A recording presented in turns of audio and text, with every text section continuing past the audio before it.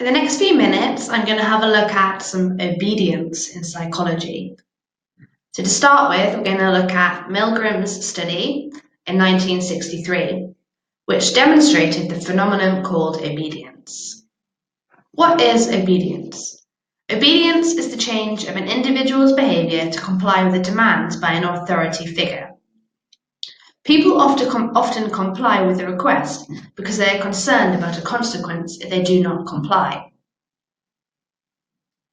Stanley Milgram was a social psychology professor at Yale University in the US who was influenced by the trial of Adolf Eichmann, who was a Nazi war criminal. Eichmann's defense for the atrocities that he committed was that he was just following orders. Milgram wanted to test the validity of this defense. So, is saying that you were just following orders a defense for a crime? So, in recap, features of obedience are that obedience is the change of an individual's behavior to comply with a demand by an authority figure.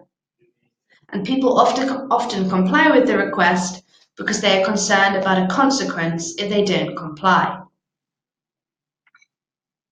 So let's take a look at the method of Milgram's experiment.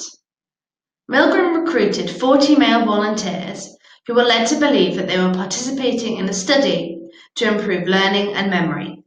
The participants were shown how to use a device that they were told delivered electric shocks of different intensities to the learners. The participants were told to shock the learners if they gave wrong answers to test an item, that the shock would help them learn. Shocks were increased in 15-volt increments up to 450 volts. The participants didn't know that the learners were Confederates and that the Confederates did not actually receive shocks. So what were the results? In a response to a string of incorrect answers from learners, the participants obediently and repeatedly shocked them. The Confederate learners cried out for help. They begged the participant teachers to stop and even complained of heart trouble. Yet, when the researcher told the participant teachers to continue to shock, 65% of participants continued to shock the maximum voltage and to the point that the learner became unresponsive. There were several variations of the original Milgram experiment, and they were conducted to test the boundaries of obedience, and when certain features of the situation were changed, participants were less likely to continue to deliver shocks. Some of these were: when the setting of the experiment was moved to an office building, the highest shock rate dropped to 48%. When the learner was in the same room as the teacher, the highest shock rate dropped to 40%. When the teacher's and the learner's hands were touching, the highest shock rate dropped to 30%. And when the researcher gave the orders by phone, the rate dropped to 23%. These variations show that when the humanity of the person is being shocked was increased, obedience decreased.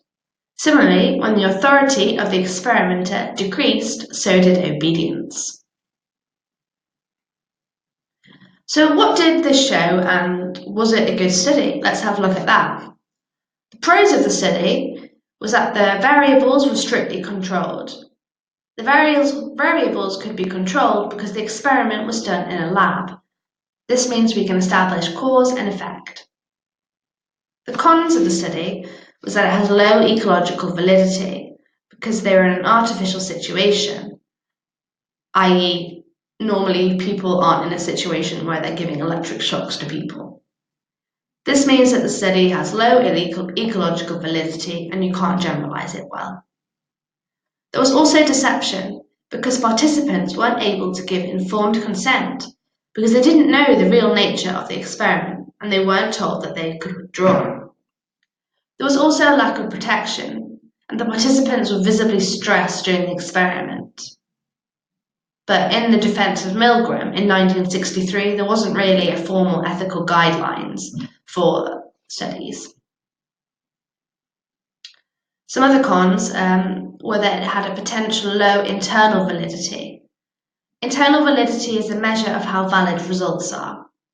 It's a measure of whether results are just affected by changes in the independent variable in a cause and effect relationship to other variables too. Participants might have known that they weren't actually inflicting real shocks and had just gone along with what the experimenter wanted. Milgram backed up his results by saying that participants' displays of stress showed that they thought the experiment was genuine. So let's have a recap of Milgram's study. It was in 1963, and it was an experiment to demonstrate human obedience. Participants sent electric shocks of increasing intensity to learners when they answered questions incorrectly. Participants continued to shock learners even when the learners asked them to stop because the experimenter told them to do so. This is an example of obedience. And variations on the study showed that obedience was affected by the authority of the authority figure and also the humanity of the situation. And that's all you need to know about obedience.